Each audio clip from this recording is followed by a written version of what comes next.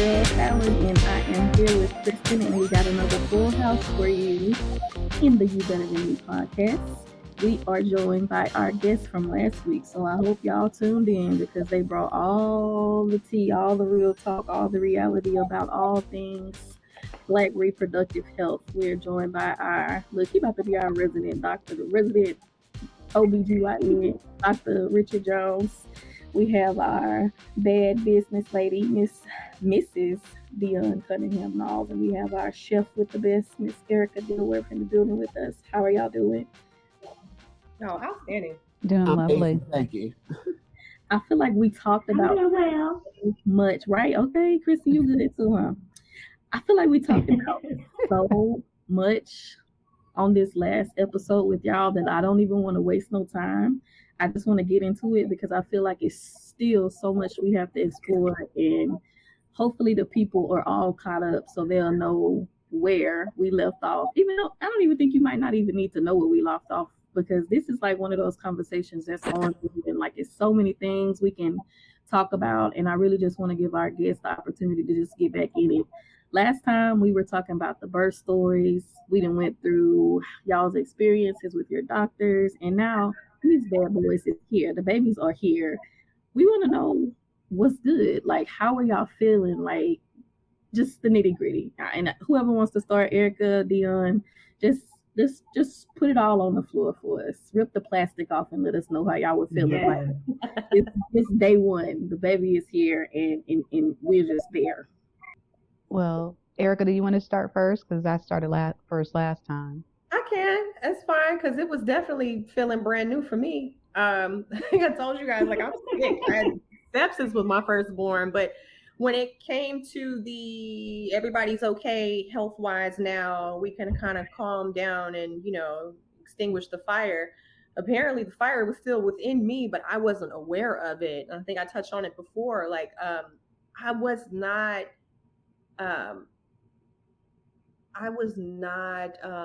well versed with postpartum outside of the pendulum swinging extremes that they would tell you, or even there's a sheet that they make you fill out. Deonne, did they have you do that at the pediatrician's office? Like, how are you feeling today? Yes. Every time that you check in with your newborn or infant, they have you fill out the sheet for months asking, well, how do you feel today? Because they're, worried about you and you possibly harming the child. But it was weird because none of those points stuck for me. So everything I was checking was no, I don't feel horribly sad. It was just so extreme for me on the questionnaire. I felt like it should have, instead of asking, have I had any thoughts today, or do I feel completely sad and sullen, and everything else is, how are you sleeping? I didn't realize that I had postpartum because I wasn't having feelings of, I don't want to be near my baby. It was, I can't let go of my baby because of the trauma that we endured from childbirth. And that was never fully explained to me. And I don't think I realized that I had postpartum until probably a few years ago. And the way that it would show itself was how I was with my second born.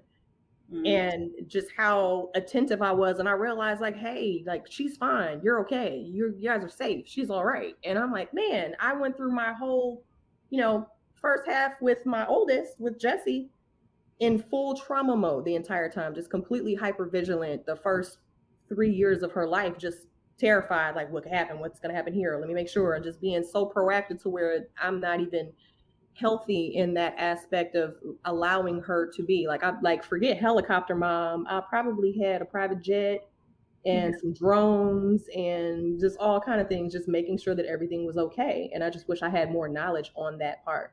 So Erica, do you feel like you were maybe, because I see that commercial where the lady is like, oh, first baby, and then she's doing all this stuff, and then it's like second baby and she just got the baby sitting in the sink or something. Do you feel like No, it wasn't that much of an extreme or that notion, because again, I think I touched on the fact that, Ava, my youngest, is neurodivergent. She has autism. So certain things I would notice with her, it was a blessing. It was a blessing in disguise in terms of caring for my second born, because I was so hypervigilant with my firstborn from the trauma from childbirth. that I picked up on her traits that I noticed were not what I noticed with Jessie earlier. Then they say you may not, especially they say with girls it's very hard to tell. So it was great that I paid so much attention to her, and it wasn't like, oh, second baby, like Kobe, go play in the back and whatever happens, no, never like that. But I just allowed her to learn things on her own, in the sense of, like, I was so hands-on with my oldest, like, here, let me help you with this, like, talk about kid gloves, like I'm handling you like you're in a bubble, because I was just like, we almost, well, I was almost out of here, and she was too. So it was just like, I'm like, no. And then she was a rainbow baby on top of that, since I miscarried prior to her. So it was just, I'm really just holding on for dear life. But like I said, it was a blessing when Ava came, because I was able to pay attention to what she needed and what kind of support she needed. And I just think that helped. But in terms of, for my mental health, I feel like I needed more support in terms of knowing what to do or how to deal or how to cope when your postpartum isn't, I just want everything to be quiet and go away, because that wasn't it for me. That questionnaire you guys did is called the Edinburgh Depression Scale. Mm-hmm. It's not really culturally relevant. It's kind of generic, but it's supposed to, we add it up and it gives us a certain score. And if you get a certain score, then the doctor or the whoever you're seeing is supposed to intervene. So it's not really all that good of a depression scale, but it's just for us to check. It's really not all that culturally competent. Based on white women and stuff. So Richard, can you, since you kind of gave us the real terminology behind it, can you give us like a definition of postpartum for people who may not know exactly what that is? Mm-hmm. Well, postpartum itself is actually the state after pregnancy. We have postpartum depression, which is major depressive order within the first 6 weeks. And this is when you're feeling down, you can't eat, you can't sleep, which is different than postpartum blues, which a lot of women have. Postpartum depression is when we really get concerned and would think that you may need treatment, either counseling or medication. We also have what we call postpartum psychosis, which is the extreme. And this is when you have women that will either harm themselves or their baby. So those are kind of the three scales. Postpartum depression is usually supposed to end within the first 6 weeks. And then after that, we consider it major depression. Although some people think that definition should change, because the postpartum period is when the baby's 6 weeks old. That's usually the first year of life. But those are typically the three definitions. Postpartum blues, which is just kind of feeling overwhelmed, and postpartum depression, which is actually a major psychiatric diagnosis where we would consider treatment or therapy for you, and then postpartum psychosis, where we get concerned about harm to you or the baby. So I don't know that. That's so we have this screening tool, and most of the time when you give birth, you get sent home, you see your doctor 6 weeks later. Now we're trying to see people within a week of giving birth, because that 6 week period of time, particularly when you're giving birth at an older age, lots of things can be have blood pressure problems. You can still have depression problems. So now we're, particularly the Board of Obstetrics and Gynecology, is hoping that you start to see patients with more visits within that first 6 week period. Like, you should typically see your doctor within a week after giving birth, or if you've had complications with childbirth, to see them sooner. So we're trying to pick this up earlier, because a lot of times women are overwhelmed and often ashamed to talk about it. You give birth, you're supposed to be strong, and here you are being overwhelmed with giving birth, and your community's looking at you like, well, why are you a woman? So, particularly Black women, Black people in mental health, we think, oh, it's a demon, you need to pray away, and people don't really want to discuss this or talk about it. It's really a big issue. Wow. Wow. So, Deonne, I know on the previous episodes you kind of touched on this a little bit, and you kind of shared something that I didn't know. And Erica, you kind of talked about this too. Can you talk about how you were feeling during that time, that first 6 weeks, And then I kind of want both of y'all to speak on like the village aspect of it. Like, who told you how to mother? Who told you what you were supposed to be doing? Did you feel like you had like adequate knowledge, or people be like, this comes natural? Like, what were both of you guys' stands on that? Because I don't. That's the part that gets me. Like, I don't know. Like, people say that you're supposed to just know, but that's like bringing in a whole new life. Like, how do you know? And I don't think you know until you still learn every day with your child how to be a parent, how to be a mother, how to be a father. Um, it's not something that is written in a book. Because trust me, I tried to read as much as I could before my little one came on, came on to earth, and I thought I was. When we go back to postpartum, I talked before about going through therapy before I made the decision to have my child. Before I even made the decision to get married, I went through extensive therapy, and part of that was depression and post traumatic stress disorder, anxiety, dealing with issues from my past and things I've experienced when I was growing up. And so I wanted to be very vigilant about looking out for signs of postpartum depression, because I've had friends of mine that went through it, and some of them went through a very, you know, strong case of mommy blues. I can say that I went through some variation of it, but not in the way that you would think. Like you know, because I know what the signs are for depression, because I've Yeah. been through that. And you never really get through it. You just kind of figure out other ways to deal with depression, to live with it, which is where yoga and meditation help for me. But it's kind of hard to do that when you have a newborn. And for me, it wasn't about blues. It was more so I had mommy rage. Mm. I had and exactly. So they don't really talk about that, but it was a mommy rage, and plus I was still traumatized by almost dying, Yeah. giving birth to my son and him almost passing away, and my husband was traumatized, and we were just like, oh, we just were thankful to be home. Mind you, Mm-hmm. this is also during COVID. So, we were very, as Erica was talking about, hyper vigilant. We were hyper vigilant about having anybody come into our house. We had Yeah. the COVID test. You had to, wash your hands. You had to wear a mask. If you're around my child, very, very vigilant, and not wanting to get sick. We didn't want any of us to get sick. And if anybody deviated from that, I had a rage.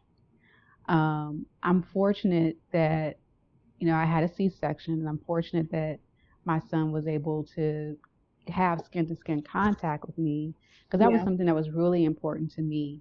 I wanted to be able to breastfeed. My mom didn't breastfeed me. I wanted that experience with my child, and started out breastfeeding fine.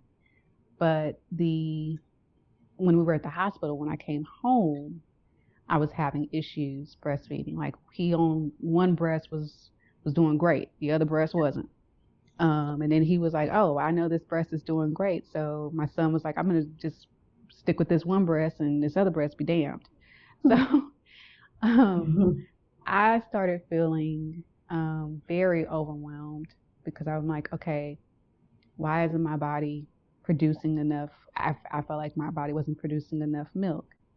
Um, my son started losing weight, and they all lose weight. That's something that they tell you.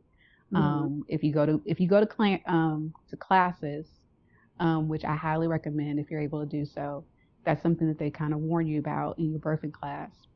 That the first week or so after your child is born, that your child is going to lose weight. Well, my son lost below a certain line, and it was because I was really just focused on breastfeeding him, and I was getting very low about not being able to produce enough milk for him. I'm like, am I not eating enough? Am I not resting enough? I was exhausted. My sister, she moved from Atlanta the day that my son was born.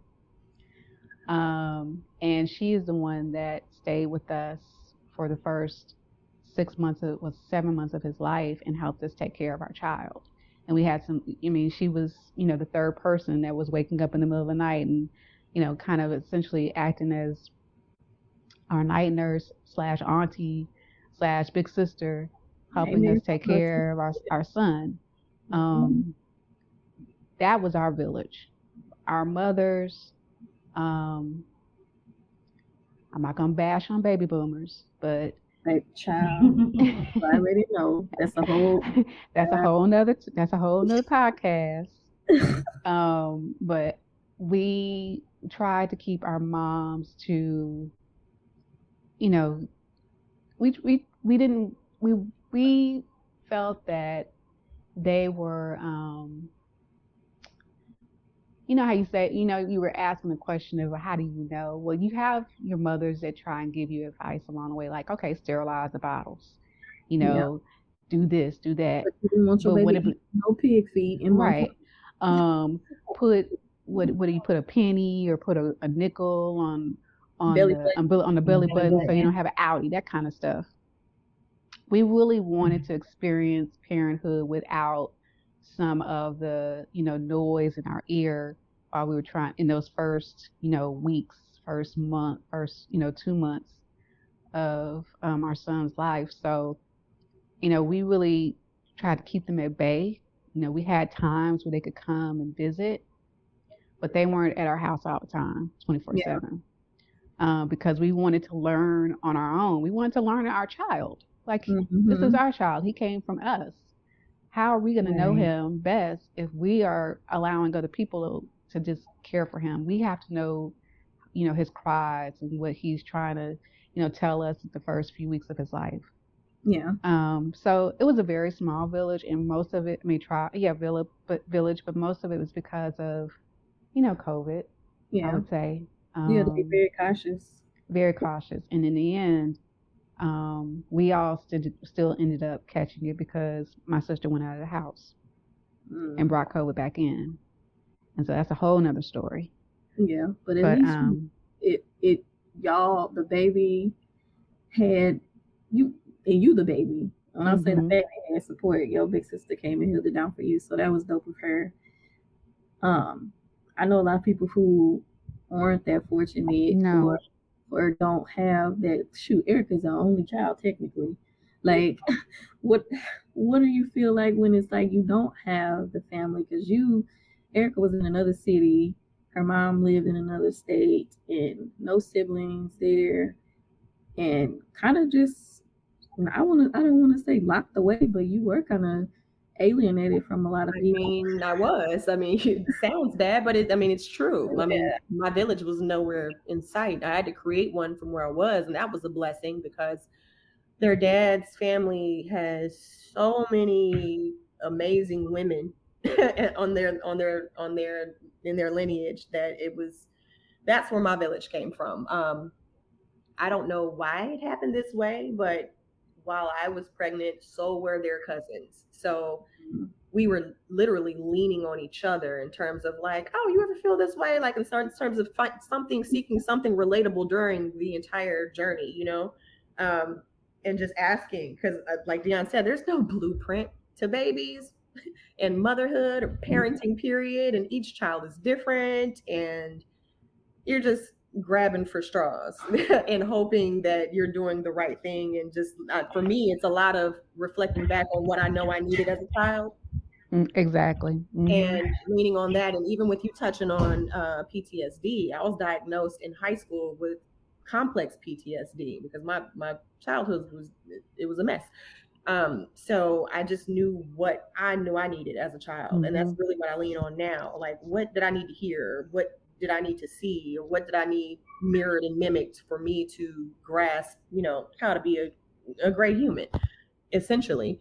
But with the complex PTSD, Deonne, when you said you knew what depression looked like, I knew what CPTSD looked like in me because I'm pretty RBF, resting bitch face, numb face until I open up to people. And I didn't want to do that to my babies. You know what I'm saying? Like a lot of times I feel like I'm having more conversations in my head than actually vocalizing. And I had to be very conscious of that, especially with Jessie, with my firstborn, because I was like, okay, she's crying and I want to help her and I don't know what to do. And I'm thinking in my head. So I just started saying everything that I'm thinking throughout the process. And I'm like talking to, my baby that can't say words yet, but I'm just like, this is helping in some way, shape, or form, just so that I know that I'm actually completely present, especially after all that we went through. So it was interesting. And then with Ava, I mean, I moved when she was 2 because I didn't want to go through that again in that aspect. And then especially since my oldest was getting, older in terms of it's almost time for kindergarten. I need to drop anchor somewhere for you because I want to make sure that, I don't want to move you around. I grew up in a military family and I did get to stay on one base for the majority of the time, but I just wanted them to have some roots, some actual roots. So yeah. Okay, so I have a burning question that I want to ask both of you all, but I'm going to wait until we get a chance to pay the church's money. So we're going to take a short break, and then when we come back, I'm going to ask my burning question and let y'all get back into the conversation.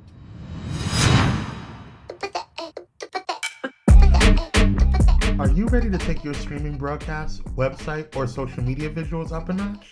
Pyro Media Productions is here with the perfect solution. From dynamics, design, and professional headshot shoots to family photo ops, they've got all you need for stunning content creation. Check out pyromediaproductions.com today and add that creative flair.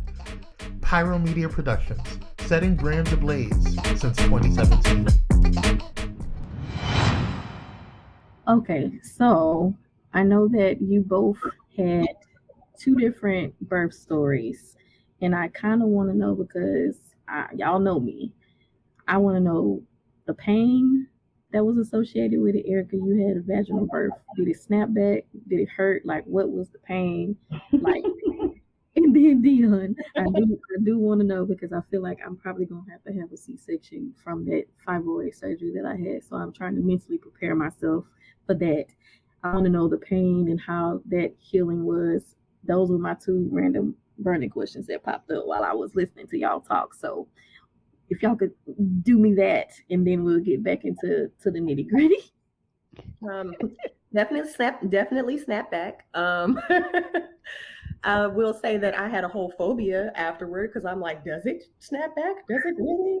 I actually had the reason why I had the fear was because the nurse in my OBGYN's office would constantly tell me her horror stories prior to me even having my baby. So every time I would go in for my appointments, she would tell me how, oh my God, whatever you do, don't use a mirror, don't look at it, don't do this, don't. You told me that, and that's why that question came to be because you actually said that to me, and I was like, oh God. Yeah, she said that. Did you have to get stitches or anything? Did you tear or have any lacerations? I did not. I did not tear with either one of them. Okay.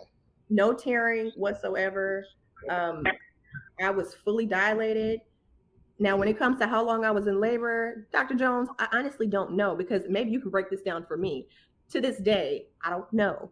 And they say, how long have you been in labor? And I hear people say, I've been in labor for 2 days. And I'm like, how did you know that? Because my pain tolerance was very high. So with that being said, I didn't go to the doctor. I didn't go until my water broke. And then with my second, I didn't know that I was in labor. Yeah, but oftentimes having to get stitches is also a big part of the recovery for vaginal delivery that people don't know about. The pain and then the healing.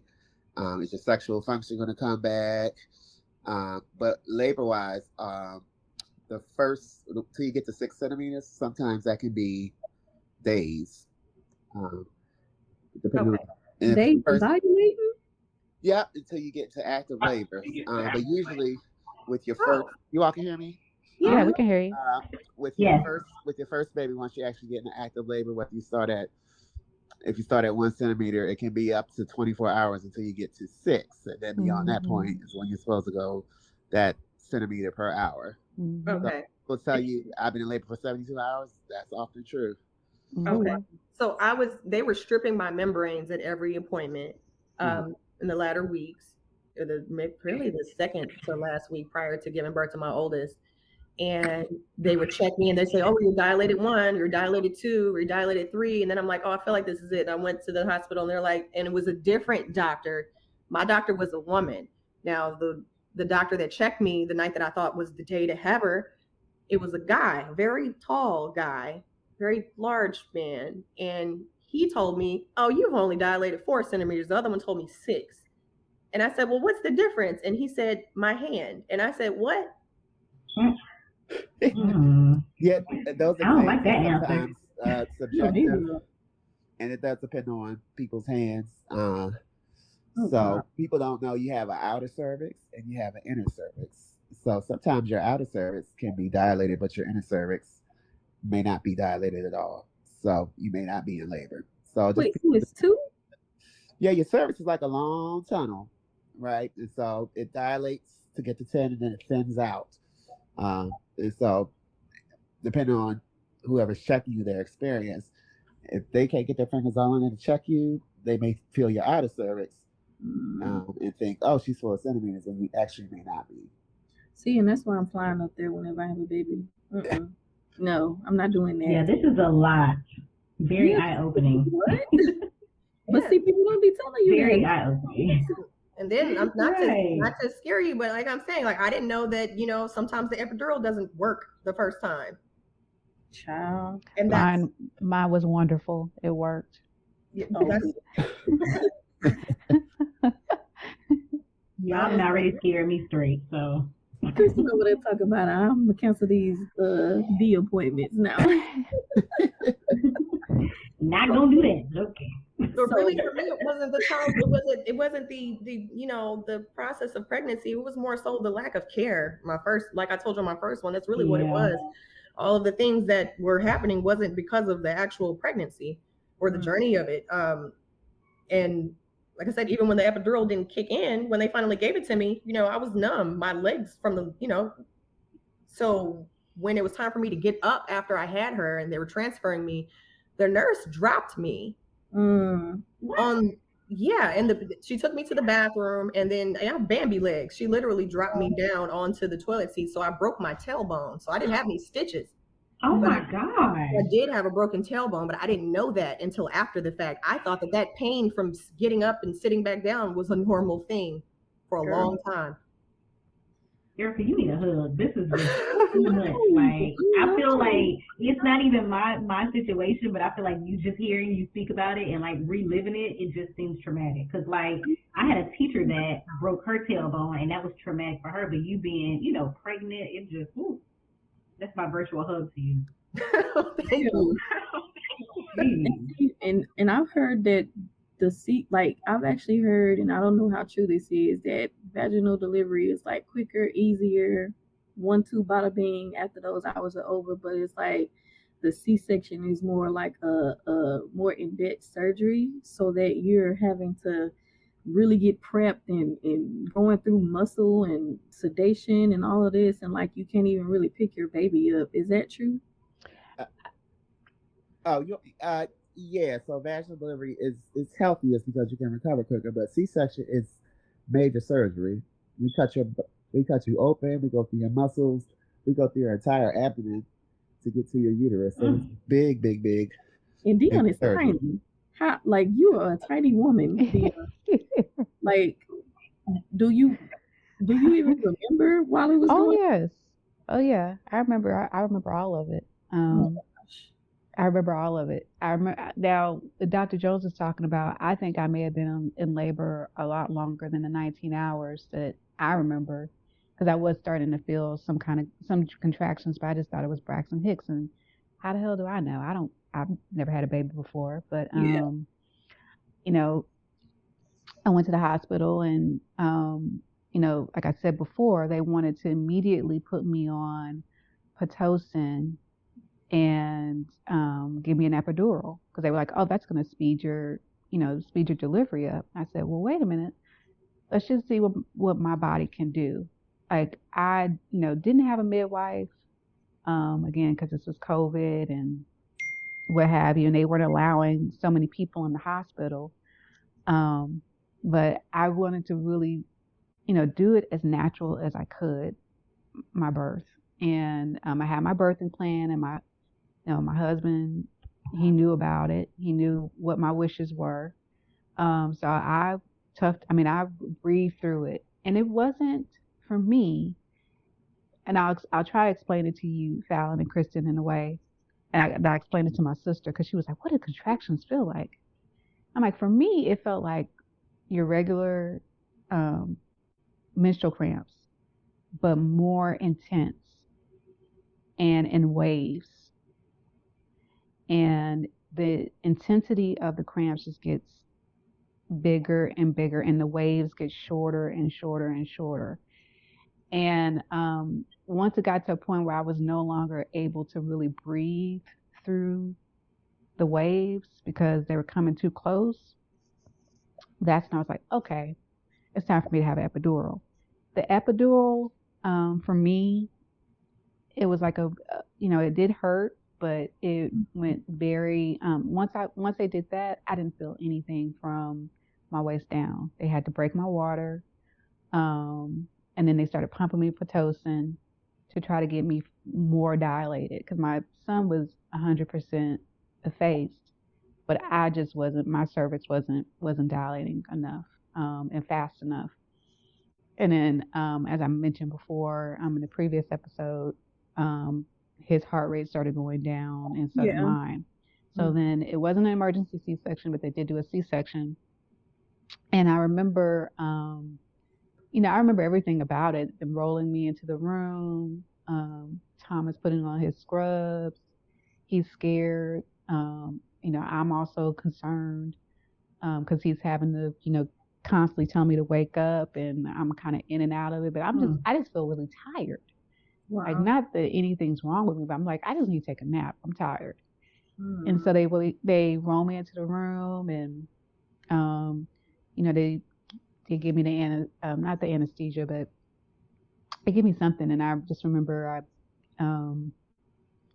threw up all over myself. And while I'm laying there, they go in, and it was very quick. Next thing I know, I'm starting to go to sleep again, and my husband's like, "Deonne, wake up, he's here." Oh wow. And I don't hear my son's crying, but they're like, "Oh," the nurse is like, "Oh my God, he's beautiful." I'm like, "Well, wait a minute."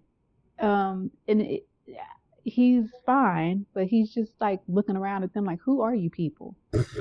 And when you see the pictures, because looking upside his, giving the side eye, because he's my son, so giving the side eye.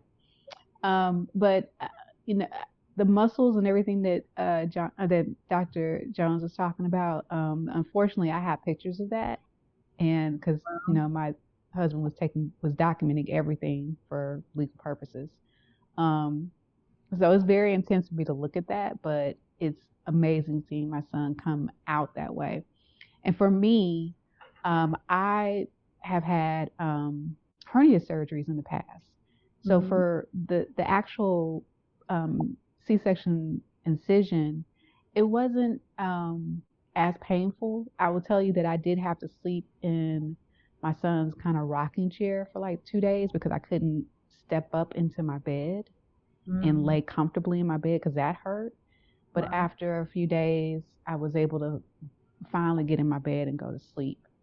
The first few nights that I was at home after leaving the hospital was pretty hard. But I think because I'd already had surgery in that area, that it wasn't as difficult or as painful for me. What I do recommend for women that do have C-sections, they do give you it's not like a girdle, but it's a bind. Yeah. I highly recommend wearing that immediately after you have your C-section because I feel like that helped my stomach slim down, and it also helped to I don't know, reestablish my core or whatever the medical term is, but it really did help with I think inflammation with making sure that the incision was properly healing, and all of that. For me, the C-section wasn't, and recovery from it wasn't as bad for me. And I can just say that I feel like I recovered easier from the C-section than I did from my hernia surgery that I had years ago. Okay. See, that wasn't so bad. Kristin, you okay? But that's me. Other people okay? I'm okay, but Deonne, I got to give you a virtual hug too, because I mean, for women that have not had kids, I'm happy that they're able to listen to your experiences, because this is a lot. It is, but it's a whole lot. I think it's very necessary. Yeah, with C-sections too, you got to remember you're pulling a baby out of the abdomen. When the baby passes through the vagina, the chest and the lungs get squeezed, so all that fluid gets squeezed out of the baby's lungs. Sometimes when you do a C-section, that doesn't happen, so it can be longer for the baby to recover and start to cry because you got to fluid out the lungs. So that's another reason why we prefer you to have a vaginal delivery. And then C-section itself is a big major surgery. You had a good recovery, but there's still a danger period because any big surgery, you're at risk of having a blood clot, hemorrhage, an infection. So it's still a big major surgery. And let me do also touch on that I did, as I mentioned before, I developed preeclampsia during the delivery. I had never had a history of high blood pressure ever before I, got pregnant. I didn't have any high blood pressure problems while I was pregnant. I had a healthy pregnancy, but developed preeclampsia during the delivery. And so I had to be on blood pressure medicine after I gave birth. And I also was, because of all of the fluids, saline, Pitocin, because I had a C-section, I was very, I was very bloated, and that was water weight, and it came off. But I felt just, that was the part for me that was the most concerning, was that I had never had like swollen feet, swollen ankles. I mean, you have that when you're pregnant, but not after pregnancy. I wasn't expecting that. That was something that really caught me for a loop, and just the amount of time that the swelling, how long it took for that to come down. Now that's a good segue, because like you said you were 40, turned 41 when John David was born. Richard, can you kind of talk about what women in our age group can kind of do to maybe even prepare for that, or even just talk about maybe why that happened? Because I think that I've heard that that's one of those things that you kind of have to worry about when you have those pregnancies over, like, what is it, 35, 33? Is there anything that we could be kind of doing now to combat that, or is that just like a rare thing that can happen when you're having a baby later in life? Yeah, having a baby later in life puts you at high risk for certain complications. The big two are diabetes in pregnancy, and then hypertension or preeclampsia. And with preeclampsia, hypertension in pregnancy, the unique thing is the symptoms are different than somebody who's not pregnant or a man. You can get swelling, you can get headache, and we worry about not only stroke or heart attack or seizure with this eclampsia. So preeclampsia is the precursor to eclampsia, which is a big thing. Okay. And a lot of women who give birth at a later age often have chronic medical conditions that they started to deal with blood pressure or thyroid disease. So in preparation, you have to be screened closer while you're pregnant. But before you're getting pregnant, you need to make sure general health is up to date. Go see your doctor, check your cholesterol, check your blood pressure, check your electrolytes, and just make sure that your health is good before you decide to conceive, because pregnancy will either exacerbate what's already there or unmask what can be already there, especially after a certain age. And preeclampsia, you could have a whole entire normal pregnancy, and after those 6 weeks after you give birth, you're still in that danger zone of having blood pressure problems or other complications. So in your preconception counseling, you get screened for all of that before you even attempt to get pregnant. Oh, wow. Yes, definitely. Whew. Kristin, you taking notes over there? And after you give birth, yeah. I had a patient like you, Deonne, who was fine, had hypertension while she was pregnant, and then after she gave birth, she went back to her normal state, and we checked her again about 3 months later. Her blood pressure was still high, so she had blood pressure, didn't even know it. Her pregnancy actually masked it, and I had to send her to her primary care physician to get her blood pressure managed. So pregnancy will just announce what's there, but you didn't know it was present. Had you not had a baby, you wouldn't have known until it was too late. You already had complications. So that's often the thing. After you give birth, you still should get screened once you get past that 6-week period to be sure it just wasn't the pregnancy problem. Yeah, I'm at a 90% no, Fallon, for myself.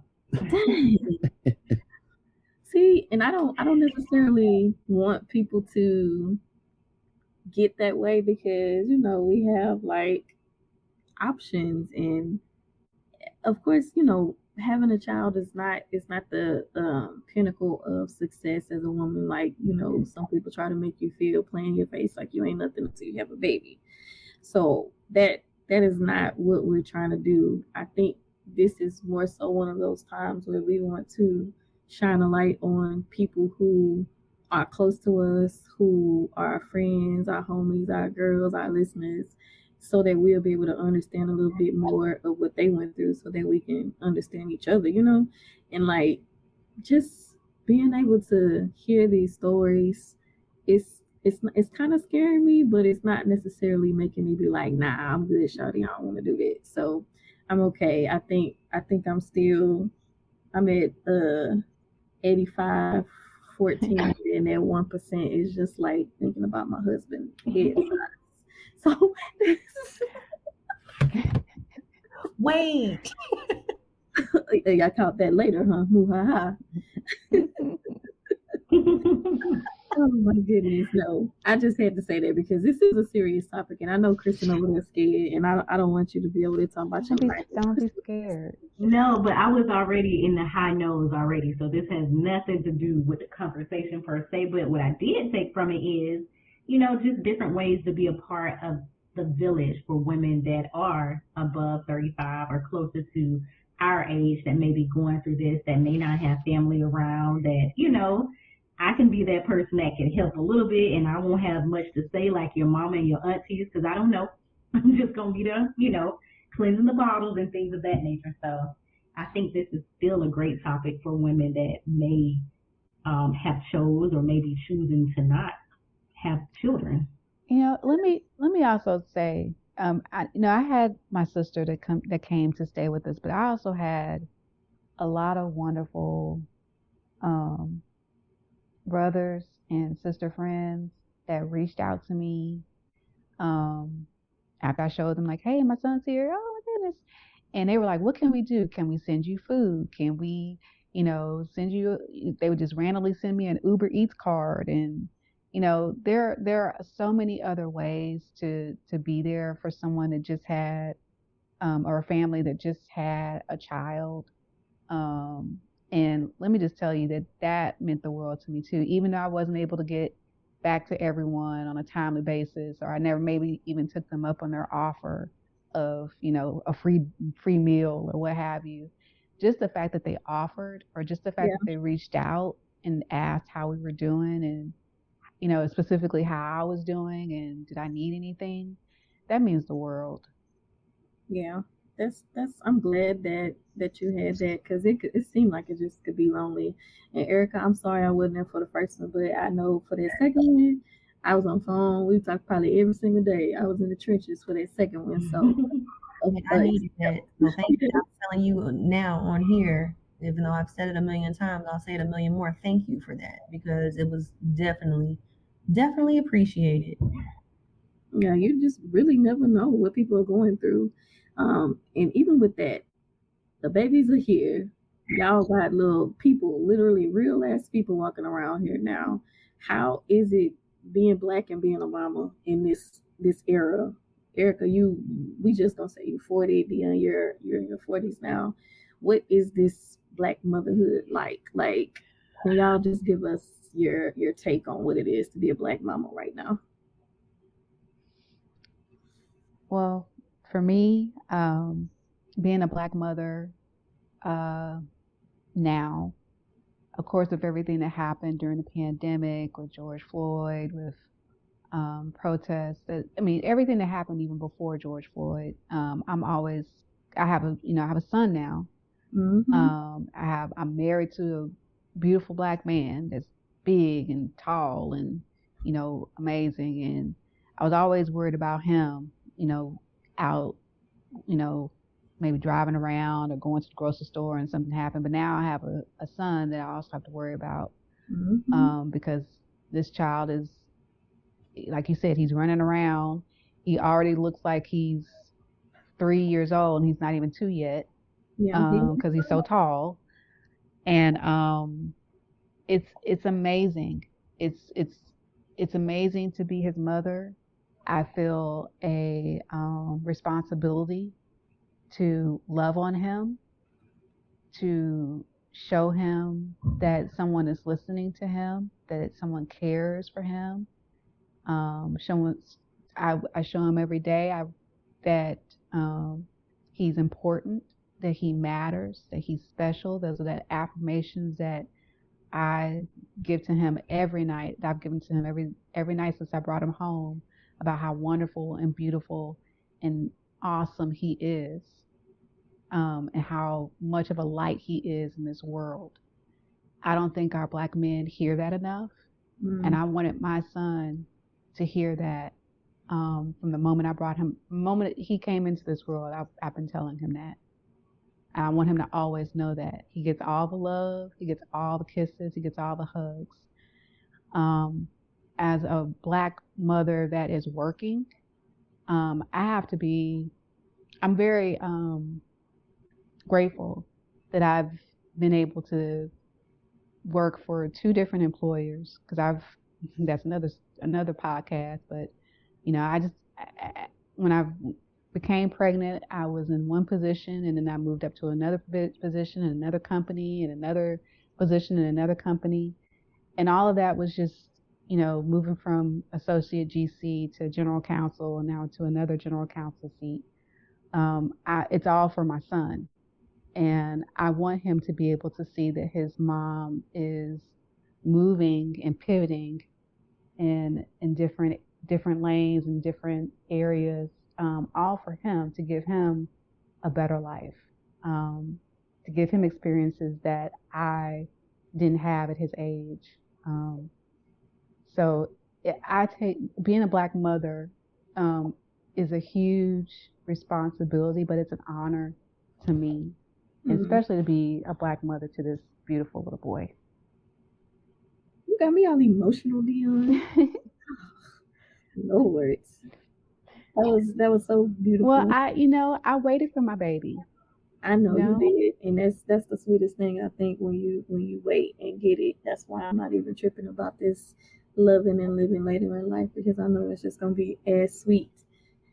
That's right.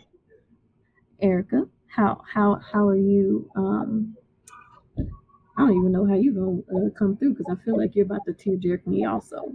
I'm gonna try not to, but Deonne hit the nail right on the head. And Deonne, I love that. I love your full mommy mantra for your babies, because it's so necessary. Always been necessary, but I feel like you breaking chains, generational curses and everything by just doing that and speaking. So speaking the love into your babies. And I do the same with my daughters. And like, as a black mother, navigating mommyhood and entrepreneurship and chefing it up, I want to show up for my babies. that's been my goal the entire time. That's why, given that my village wasn't vast, that's why I had to walk away from my corporate position that I was actually growing in.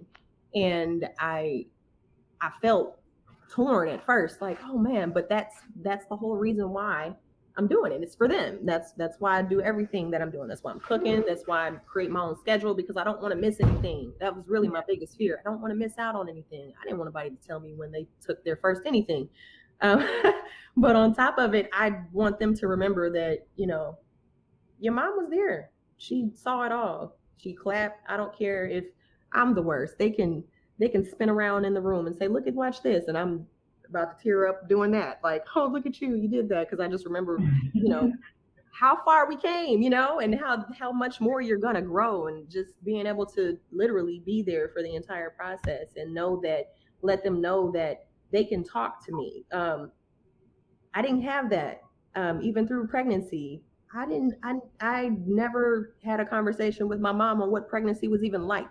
But even outside of that, just what life is like. Where were you? I want my kids to know me as not just their mom. Who is Erica? What my life was like. What do I do at work? That I'm, I don't want them to look at the way that, kids look at teachers, like, you live there. There's no way you do anything outside of there. But I just want them to know that I have their back no matter what. And even in addition to that, I know they're 8 and 6. I've already told them, hey, when you grow up, if you ever feel like anything is too tough or too hard, or if you just feel like you don't want to go, you don't have to. Especially with the way the economy is right now. I mean, I was out at 17. I don't want them thinking that there's just no way to return, or this is all you got, or I don't want them to go into full survival mode when they don't have to. I just want them to know that they will always have a safe space. Amen. Amen and amen and amen to that. Oof. Y'all are so, I just love y'all. I'm glad that y'all are my friends in real life. And I'm really just trying to soak up all that wisdom. Now, Dr. Jones, we're gonna give you another opportunity. And if you start talking and your internets and your connection sound like you over there doing something you ain't supposed to do, we're gonna snatch you back, because we want to be able to hear everything that the good doctor is saying. You have listened to these two great mothers who you have become acquainted with via these last couple of episodes. What message do you want to leave for Black women who are on similar journeys? How can we protect ourselves? How can we begin to prepare to even get to where they at? How can we be getting our bodies ready, our minds ready? And just what warnings do you have for us as a doctor who is going to tell us the truth and not just look at us as a number or a quota to push in and push out of your room? Well, I can tell you one thing.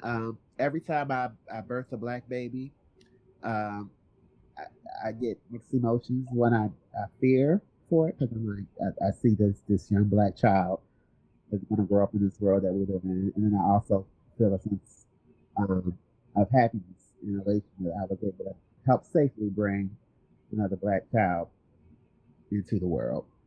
But what I recommend for all mothers, even from beginning your pregnancy planning process, is to advocate for yourself and pay attention to what's going on around you.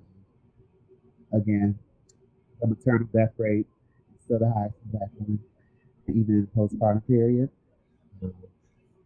And I just want you all to really pay attention to your bodies.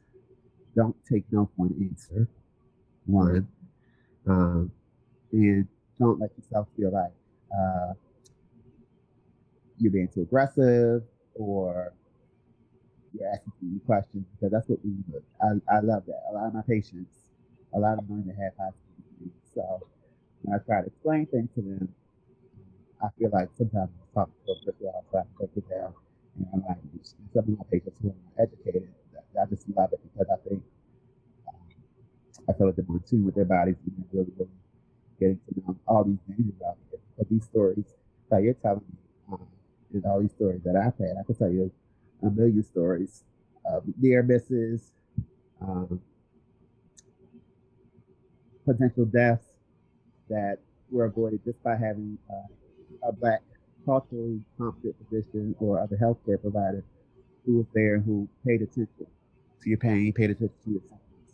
So my big thing is to advocate for yourself and for our Black men, to advocate to protect our Black women. I'm a unicorn. It's not that many Black men in our specialty.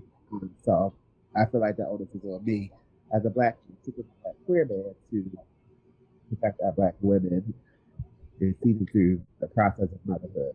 And motherhood doesn't, for me, it doesn't end with I had a baby on to you. You know, you still come have to see us annually for your annual. So that's my big message, is to advocate and protect. Do not take no for an answer. Be aggressive as you need to be. Because at the end of the day, nobody cares about these Black kids but us. Push you to the side. And it's true. I see it every day. Wow. And I'm going to get rid of this iPad I just brought. I don't like to hear me. Yeah, you're going to have to. Shit right back to Verizon. Yes. On that DC internet connection. No, the main thing that not too much, darling. Yeah. Well. Next time y'all record together, y'all gonna have to get in the studio together. But no, the biggest thing I said was the advocate for yourself, and that's in everything, because we've talked about birth, we've talked about fibroids before, we've talked about gynecological issues, we've talked about just mental health, period.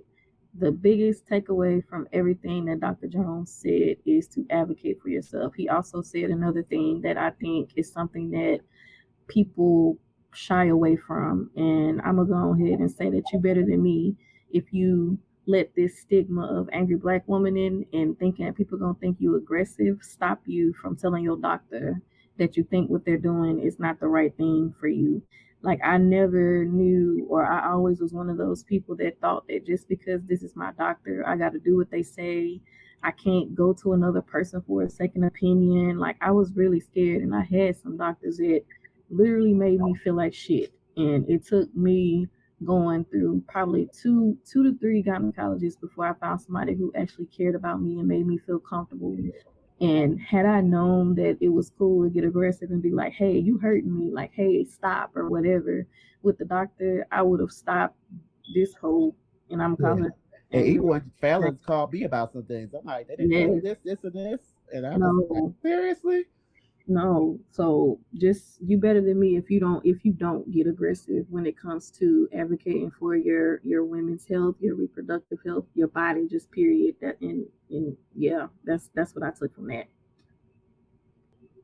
I think that was a really good you better than me moment. I know I see a lot of times, like on TikTok, where women are saying when they're asking for different things with their healthcare providers and they're like getting pushback. They're always like, could you please notate my chart that I asked for this and you declined it, you know?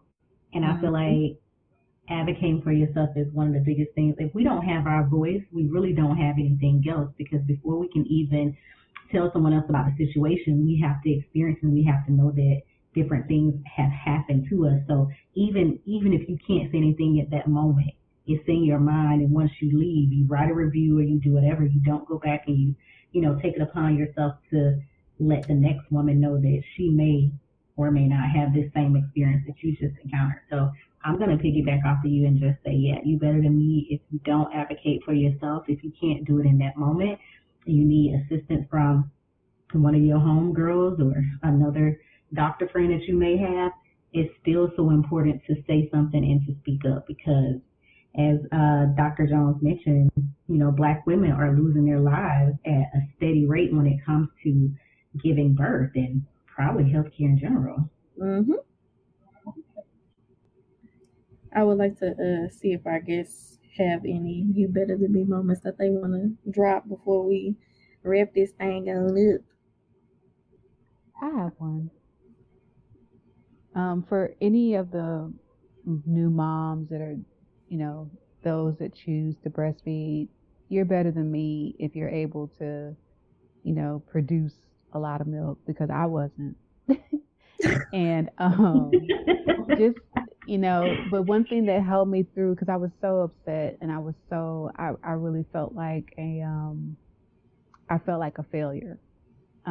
for not being able to produce enough. And I know it now. In hindsight, I'm almost 2 years away from it. I can look back in hindsight and say, no, you weren't a failure, because every drop helps. And the milk that I was able to produce for my child, I mean, it's probably why he's in the 100th percentile for his growth right now. I don't know what it would. I mean, if I had all the milk in the world, I don't know how tall he would be now. But I'm just saying that every woman that is trying and attempting to breastfeed their newborn child or their infant, and they're not producing enough, just know that you are producing enough and you are enough. And whatever you can do for your child on that front, it will help. Every drop helps. And I'm glad you cleaned that up, because I was about to come you better than me, you from your you better than me statement and say better than me if you let your friend think that for a second just because they weren't able to do something. I'm telling you, postpartum plays with your mind. Yes. So I'll say that the hormones and postpartum plays with your mind, and yes, it does. It makes you feel as a mom that you are inadequate. Yes. Well, you better than me if you not gonna expect your friend to tell you that you are more than enough, and I ain't even gonna let you finish it, because you are, and you did what you were supposed to do. Thank Erica.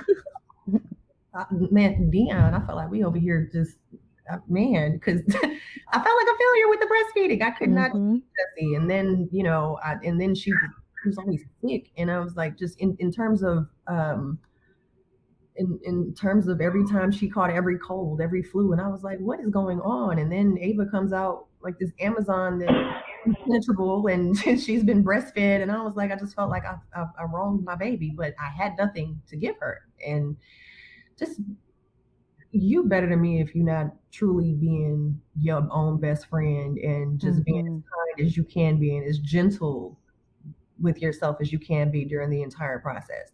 That's really all that I have, because we forget. And like Deonne said, like, it's very difficult to even conceive that you are doing everything you can, because the baby book said, I had an app, girl, I had the apps, and I was like, well, why is my baby not taking this? And the lactation specialist looking at you like you're a loser because you're not being able to give them what you need. And then being a Black mother, I'm almost afraid to tell you that, because are you going to call the people on me?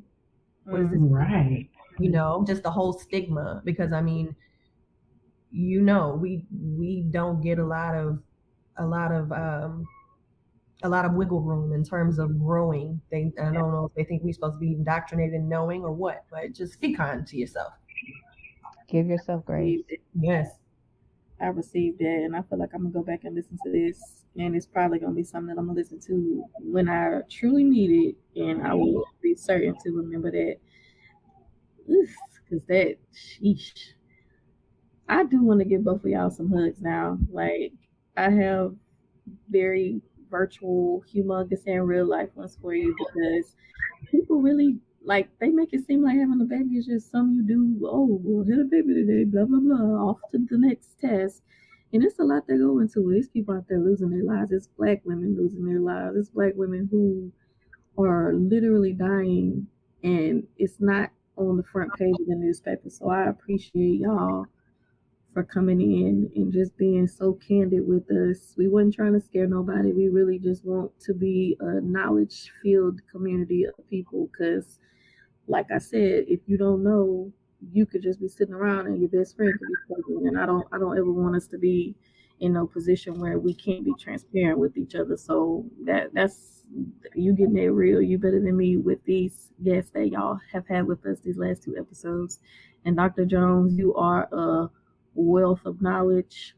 I look forward to seeing where your career takes you. I'm looking forward to you to start your little YouTube channel or something where you're just giving this information away, because you are literally a wealth of knowledge, and most people aren't getting the real tea or real information from their doctors. So to have you out here blessing your clients out here and really doing the work is so important. So thank you so much for taking your time and your bad internet service and joining us. Thank you. This is why I do what I do. We got to take care of our community because nobody else is going to do it for us. Yes. So, Kristin, I'm not saying that we trying to change your percentiles or anything like that, but I'm glad we had this conversation. Yes, definitely. And again, thank you guys for joining us. You guys were able to commit to recording with us for 2 episodes. I know everyone on this live is very busy, so we definitely appreciate you coming back and speaking to the people. And I know they're going to appreciate it. I know they're probably going to have questions. I hope that once we post and the episode goes live, you guys are available to chime in on our Instagram page just in case anyone has any questions, or if anyone just wants to give you another virtual hug for all you've been through. For real. But baby, that's it. That's all we got. Yes, we need to tag you on the Instagram post because you're not on the Instagrams that much. For sure. We will definitely do. Thank y'all for rocking and rolling with us again, and just keep advocating for yourself and your Black sisters and your women and your brown women and all of those things. I've enjoyed this episode, and that's all I got. It's just a wrap for me. Thank you guys for joining, and catch us on the next episode of the You Better Than Me podcast. Bye.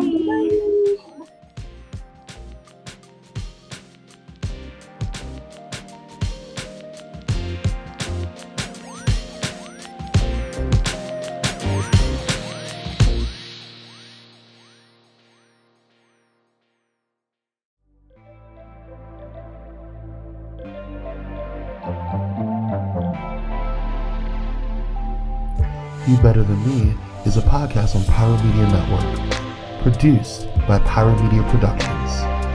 Pyro Media Network and Pyro Media Productions are subsidiaries of Pyro Media Enterprises. For more information, please visit www.pyromedianetwork.com. Thank you for listening, and we will see you on the next.